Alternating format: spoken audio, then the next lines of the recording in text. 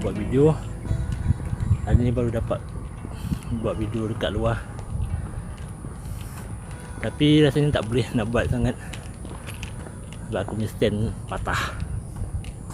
Yalah, apa pun nanti kita jumpa lagi lah sekali. Okey.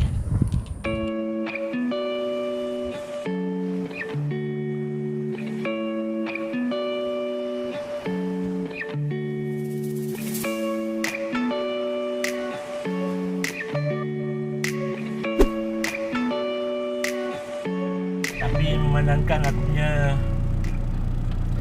tripod ni, kaki dah patah sebelah, jadi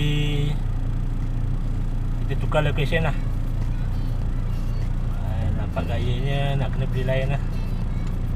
Ok, nanti kita jumpa.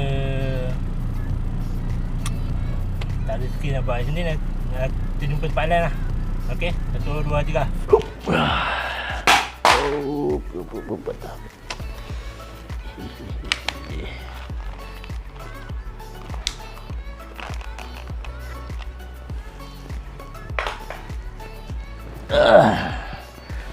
Assalamualaikum, apa khabar semua?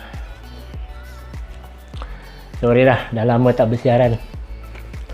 Sepatutnya tadi nak buat kat luar, tapi memandangkan yang macam korang tengok tadi awal-awal tu, aku punya kaki mini tripod patah.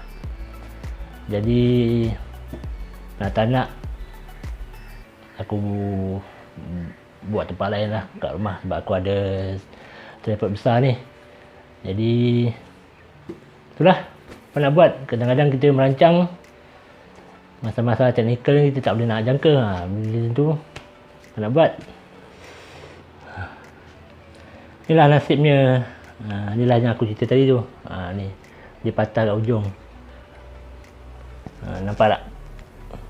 Jadi tak boleh nak stand. Tapi itulah aku nak cuba apa kata orang tu, nak betulkan sama ada dia boleh masuk macam ni, tapi boleh tercabut lah. Aku nak cuba gunakan gam UFO ni. Gam ni tak tahu orang nampak. Gam ni nampak tak? Ni macam iklan buat makeup pula dah. Macam ni lah. Try letak gam, lekatkan, kita pergi jemur, kita tengok hasilnya. Kalau benda tu boleh melekat, tak tertanggal, maknanya boleh lagi lah guna. Cuma tak boleh nak lipat-lipat lah kot, takut dia tercabut balik. Cuba dulu, kalau tak, terpaksalah aku beli benda lain pula. Nasib baik benda ni murah je, tak sampai pun RM20 pun, dalam 15 macam tu lah. Tapi sekarang tak tahu, mungkin RM20 kot kan. So kita tengok hasilnya. Ok, aku tak tahulah korang boleh nampak ke tak ni, sebab meja hitam, benda ni pun hitam. Nasib korang lah ya. Kita cuba dulu gam uhu. Nak melekat lah pula. Tegam dulu. Bismillahirrahmanirrahim. Kita letak dekat sini, dalam lubang ni. Okey,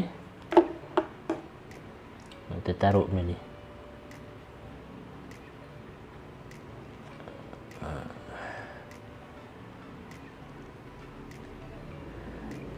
Kita biarkan dalam 2-3 minit betul-betul kering. Jadi kita sambung balik lah.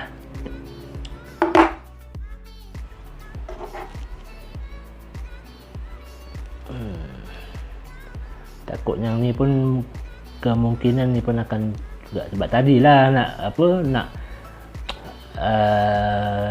lipat dekat tiang tu, sekali nak lipat-lipat, sekali pack patah, tercabut terus. Itu yang spoil lah sikit nak buat vlog kat luar. Ingat dah lama tak buat vlog kan. Ok, sementara kita tunggu hasilnya, kita nak sembang-sembang lah kejap kan. Apapun, korang dah tengok tak video saya sebelum ni.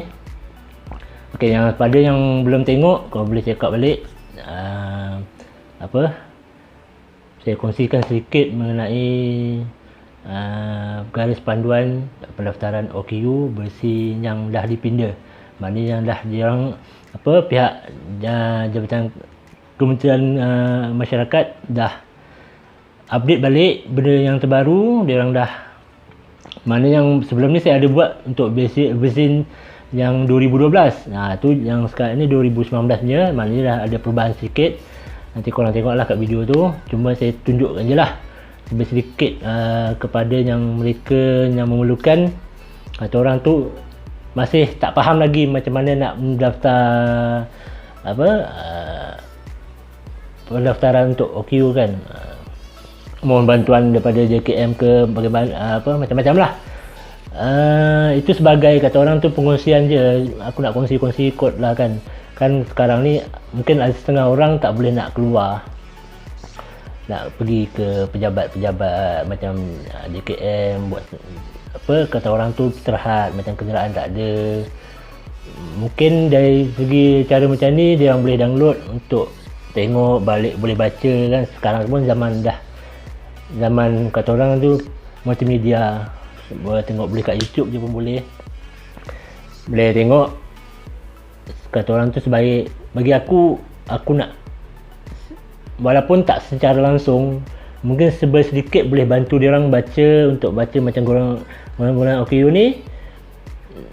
Mereka boleh faham sikit, okey macam ni boleh, macam mana nak daftar kan. Kata orang tu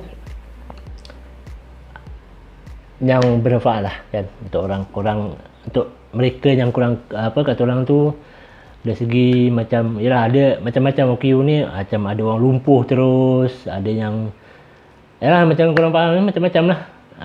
Sedikit aku nak kongsi lah benda tu. Garis panduan tu yang bersih itu, yang mula-mula saya buat tu, itu bersih yang 2012. Maknanya sudah berapa tahun dia orang tak update. Pada 2019 dia orang dah update balik bersih yang terbaru. Itu yang saya dah kongsikan. Yang video terbaru tu saya dah kongsikan yang pindaan garis panduan pendaftaran OKU bersih 2019 yang dah dipinda. Maknanya video yang sebelum ni masih lagi 2012 punya pendaftaran buku tu kan, garis panduan tu. Maknanya banyak, lebih kurang 32 page macam tu. Jadi korang baca lah macam tu. Lagi satu, kalau korang nak masih lagi memerlukan borang macam borang permohonan bantuan daripada JKM ataupun borang OKU, saya pun letak kat link kat bawah ni. Saya pun yang tadi pun saya letak balik yang ni untuk bersih yang 2019 nya. Maknanya 2019 dia orang dah pindaan tu maksudnya dah dikemas kini balik. Mana yang dulu bersih-bersih macam ni, sekarang dah ada lah macam-macam lah. Nanti korang tengok. Okey, settle yang ni.